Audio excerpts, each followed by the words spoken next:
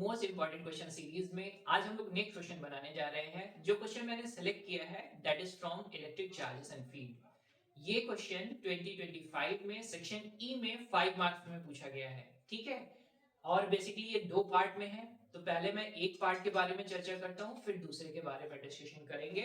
तो पार्ट 1 मैं पहले रीड करता हूँ क्वेश्चन, साथ साथ ड्रॉ भी करते चलूंगा कि क्वेश्चन में क्या क्या गिवन है।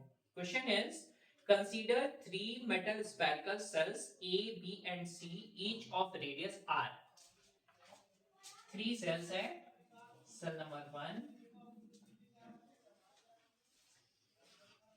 that is of radius R, cell number 2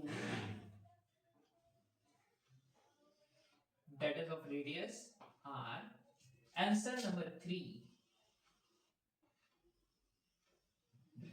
that is of radius R. ठीक है, इनका नाम भी है स्पेसिफिकली दिया हुआ है, the cell of name A, cell B and cell C. आगे मैं क्वेश्चन पढ़ रहा हूं। Each cell is having concentric metal ball of radius r over 10. ये जितने भी सेल है ना, सेल A, B और C, इनके बीच में एक कंसेंट्रिक बॉल है। इस बॉल का रेडियस दे रखा है इस r over 10, इस रेडियस का r over 10 है, ठीक है। यहां पर भी एक मेटालिक बॉल है and this is of radius r over 10. यहां पर भी एक मेटालिक बॉल है and this is of radius r over 10, ठीक है। आगे the spherical cell A, B and C given charges plus 6q minus 4q and plus 14q respectively. इनको charge दे दिया जा रहा है, इस सेल को, इनको चार्ज दे दिया, इस सेल को चार्ज दे दिया जा रहा है, इस सेल को चार्ज दे दिया जा रहा है। इस सेल को जो चार्ज दिया जा रहा है वो दिया जा रहा है प्लस 6q। इनके ऊपर आपको अच्छे तरीके से पता है, कंडक्टर्स को अगर चार्ज दे दिया जाता है तो वो उनके ऊपर वाले सरफेस पर ही एग्जिस्ट करेगा, तो इनको दे दिया गया है प्लस 6q अमाउंट का चार्ज। इस वाले को कितना दिया गया है, इस वाले को दिया गया है माइनस 4q, इनको नेगेटिव चार्ज दिया गया है और कितना माइनस का 4q। इस वाले को चार्ज दिया गया है प्लस का और वो दिया गया है 14q।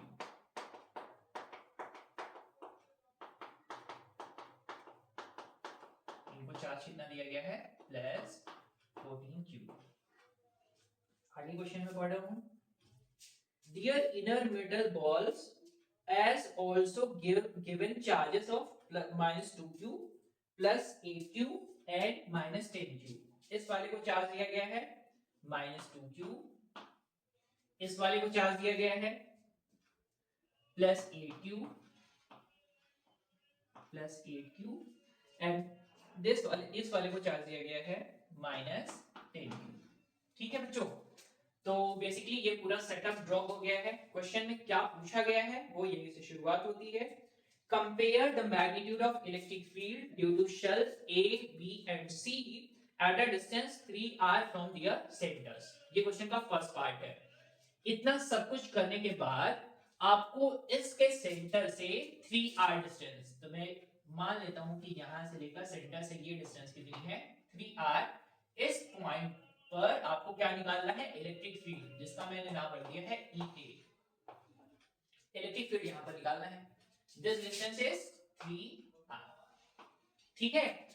अब इससे भी सेम काम यही करना है, तो मैंने 3r कोई भी डिस्टेंस मैंने ले लिया, लेट करते हैं 3r यहां पर आ रहा है, तो इस पॉइंट पर EB हमको निकालना है, इलेक्ट्रिक फील्ड निकालना है। इस यहां पर भी निकालना है 3r डिस्टेंस पर इलेक्ट्रिक फील्ड निकालना है, दैट इज EC।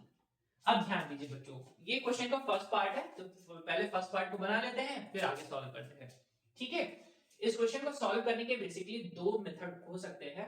पहला मेथड जो हम लोग कन्वेंशनल मेथड यूज करते हैं कि इलेक्ट्रिक फील्ड निकालने के लिए सिंपल सा फॉर्मूला हमारे पास है, that is electric field is equal to k q over r square.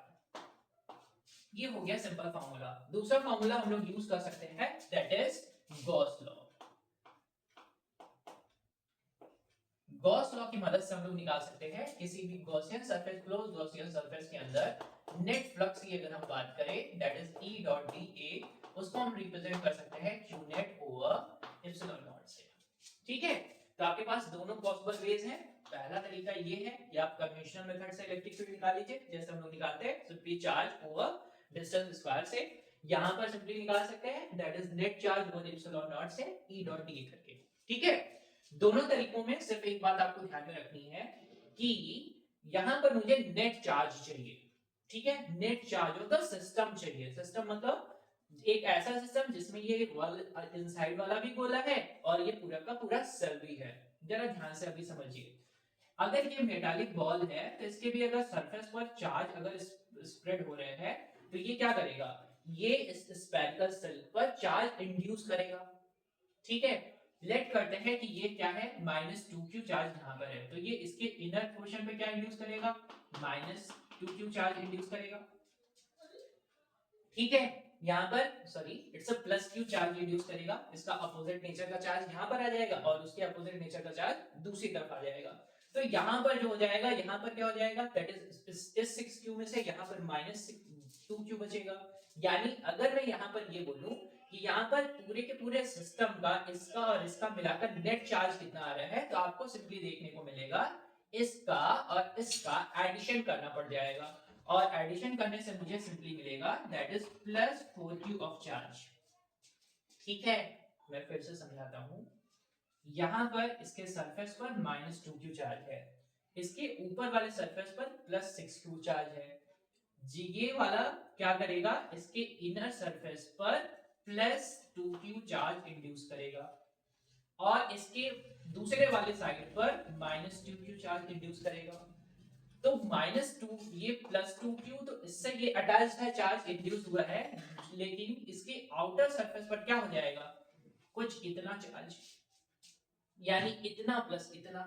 तो अगर मैं नेट चार्ज की बात करूंगा तो नेट चार्ज अगर मैं टोटल जोड़ दूं तो ये कैंसिल आउट हो जाएगा, ये इसका सब्ट्रैक्शन हो जाएगा, तो बचेगा कितना, प्लस का 4q चार्ज। सेम यहां पर मैं करता हूं, तो यहां पर टोटल कितना है, दैट इज +8q चार्ज यहां पर है, इंड्यूस कितना करेगा, -8q यहां करेगा और +8q दूसरे साइड करेगा, तो रिमेनिंग कितना बच जाएगा, यहां पर भी +4q बचने वाला है, यहां पर भी सेम आप कंसीडर करोगे, दिस इज प्लस का 14, दिस इज माइनस का 10, तो रिमेनिंग कितना बचेगा, प्लस का 4q।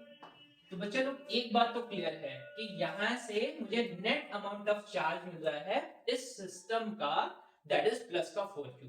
अब आपके पास दोनों तरीके हैं, दोनों में यूज कर सकते हैं।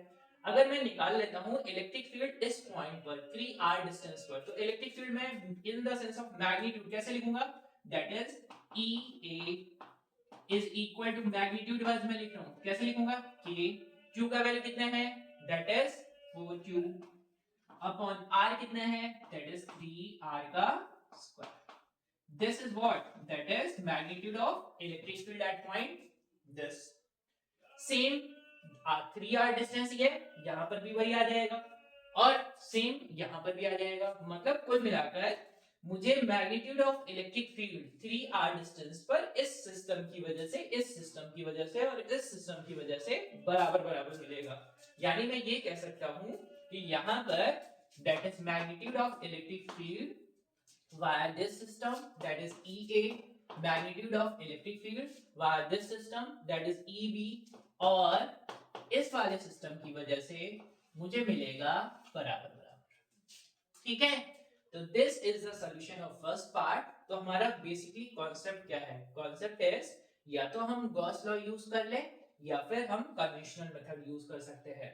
गॉस लॉ की मदद से क्या करेंगे, हम लोग बनाएंगे यहां से सिंपली गॉसियन सरफेस, कितने का, 3r का, फिर क्या करेंगे 3r गोले का बना लेंगे, फिर क्या करेंगे यहां पर सिंपली सेट करेंगे कि भाई मुझे चाहिए इलेक्ट्रिक फील्ड, गॉसियन स्फीयर कितना है, दैट इज 4 पाई 3r का स्क्वायर।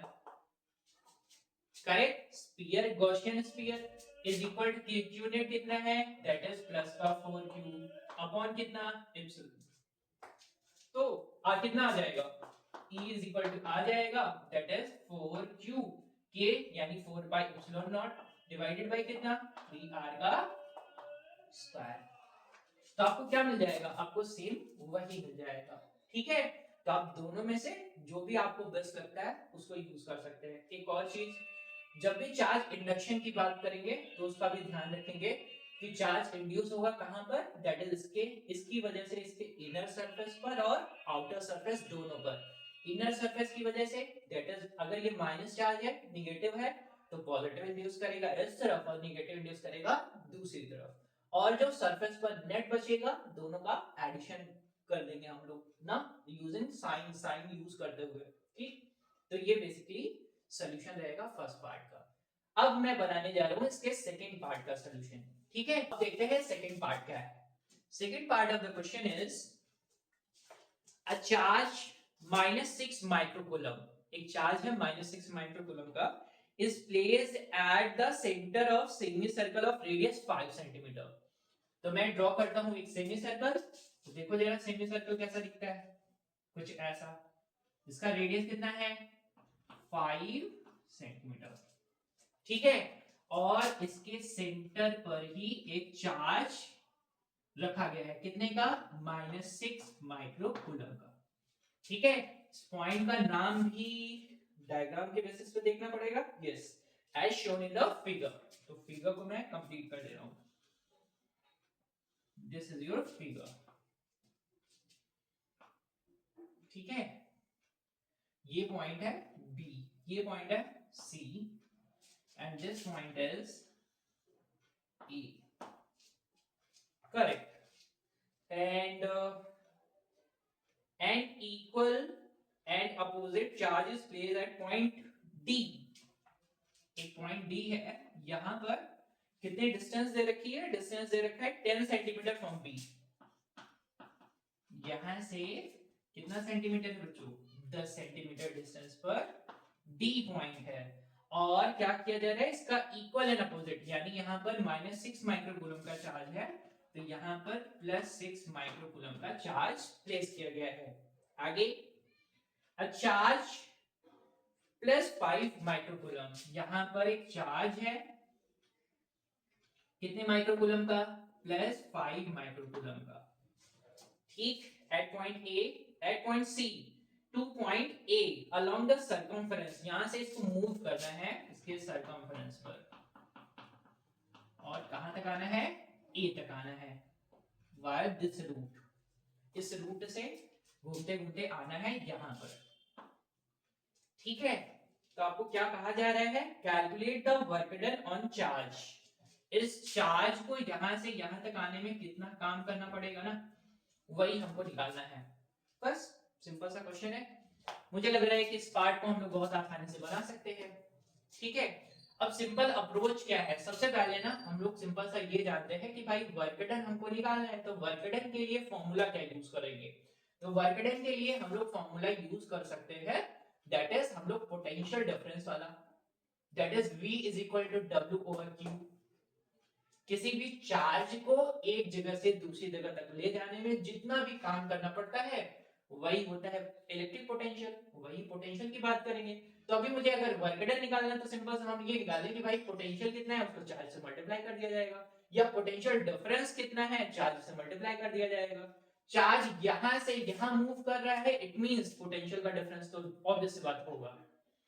चार्ज यहां से यहां तक मूव कर रहा है, पोटेंशियल का डिफरेंस होगा ही होगा। अब एक और चीज मैं यहां पे बोलता हूं, अगर यहां से यहां का पोटेंशियल सेम हो जाए, सभी जगह का पोटेंशियल सेम हो जाए, तो ये चार्ज यहां से यहां इस पूरे सरफेस पर चलेगा तो, लेकिन वर्क डन नहीं करना पड़ेगा, क्योंकि पोटेंशियल क्या हो जाएगा इक्वल, तो ये सरफेस हो जाएगा इक्विपोटेंशियल सरफेस। ठीक है, अब जरा ध्यान से समझते हैं। अगर मैं इस चार्ज जो ये -6 माइक्रोकूलम का चार्ज है, मुझे यहां से चार्ज को लेकर जाना है, तो सबसे पहले मैं इस पॉइंट का पोटेंशियल पता करता हूं। क्या पता करूंगा बच्चों, पोटेंशियल। तो मैं लिखता हूं इलेक्ट्रिक पोटेंशियल।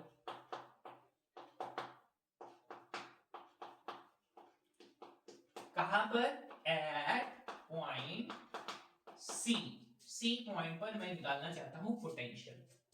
पोटेंशियल के लिए सिंपल सा फॉर्मूला हम लोग यूज करते हैं बच्चों, that is V is equal to KQ over R।